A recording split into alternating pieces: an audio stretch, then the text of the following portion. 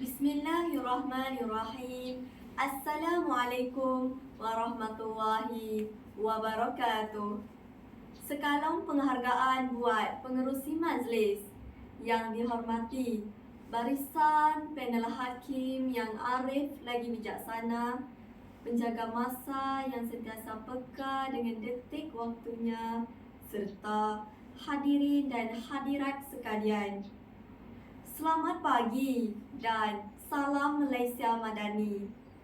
Pada pagi yang berbahagia ini, saya ingin menyampaikan syarahan yang bertajuk Rokok Elektronik Membahayakan Kesihatan. Hadirin yang dihormati, sebelum saya memulakan bicara, izinkan saya menerangkan maksud rokok elektronik. Menurut Kamus Dewan edisi keempat, rokok bermaksud tembakau yang digulung dalam daun nipah, manakala elektronik pula bermaksud alat yang dibina dengan kaedah teknologi elektron. Kini, rokok elektronik lebih dikenali sebagai vape. Menurut kajian, rokok elektronik yang pertama telah dicipta oleh Herbert A. Gilbert sejak tahun 1960. Malangnya gagal dikomersialkan. Pada tahun 1979 hingga 1980 pula, seorang pakar komputer, Bill Ray, telah bekerjasama dengan seorang ahli fizik, Norman Jacobson, untuk menaik taraf dengan mencipta alat penghantar nikotin. Hadirin yang disegani, jika diteliti dengan dalam, keburukan rokok elektronik tidak harus dipandang ringan. Terdapat pertambahan kajian yang mengkaji keburukan penggunaan rokok elektronik terhadap kesihatan. Keburukan rokok elektronik terhadap kesihatan ialah menyebabkan ketagihan. Pada zaman arus pemodenan ini, golongan remaja dan dewasa menjadi ketagih dek kerana rokok elektronik banyak dijual di dalam media sosial seperti TikTok dan Instagram. Justru, pengambilan rokok elektronik yang mengandungi komposisi negatif tidak menepati kehendak Allah Subhanahu Wa Taala. Islam melarang umatnya membiarkan diri mereka terdedah dengan bahaya dan kemudaratan. Sebagaimana firman Allah Subhanahu Wa Taala di dalam surah Al-Baqarah ayat 195 yang bermaksud, dan janganlah kamu sengaja mencampakkan diri kamu ke dalam bahaya kebinasaan dengan bersikap bakhil. Hadirin sekalian, sehubungan itu, pengambilan rokok elektronik juga dapat merosakkan paru-paru. Hal ini demikian kerana bahan yang terkandung di dalam rokok elektronik tersebut boleh membawa kepada kemudaratan kesihatan.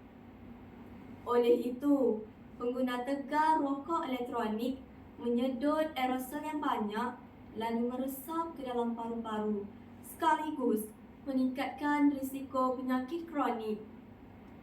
Perkara ini amat ditegah dalam Islam kerana agama Islam amat mementingkan 5 penjagaan asas bagi manusia, iaitu menjaga agama, akal, jiwa, keturunan dan harta benda.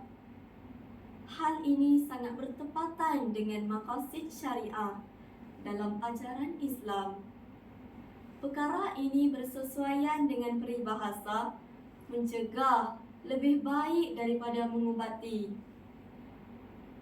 Hadirin dan hadirat sekalian, di samping itu, satu kajian pada tahun 2020 yang menilai kesan penggunaan rokok elektronik melaporkan bahawa pada jangka masa pendek, nikotina boleh meningkatkan kadar denyutan jantung dan tekanan darah diastolik.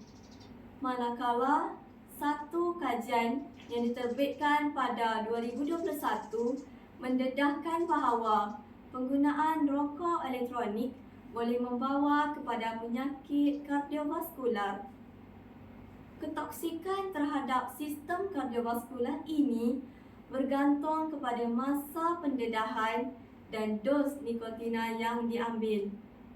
Maka, perokok tegar perlu mengelakkan pengambilan rokok elektronik. Akhir kalam, penggunaan rokok elektronik di Malaysia wajar dihapuskan agar tidak memudaratkan kesihatan para pengguna.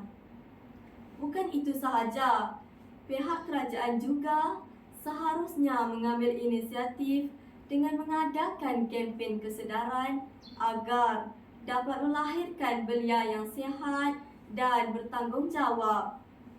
Harapan saya agar perokok tegar tidak lagi merokok di tempat awam kerana memudaratkan diri sendiri malah orang sekeliling. Konsep ini bertepatan dengan peribahasa, sesal dahulu pendapatan, sesal kemudian tidak berguna. Sekian, wabillahi taufiq wal hidayah. Wassalamualaikum warahmatullahi wabarakatuh.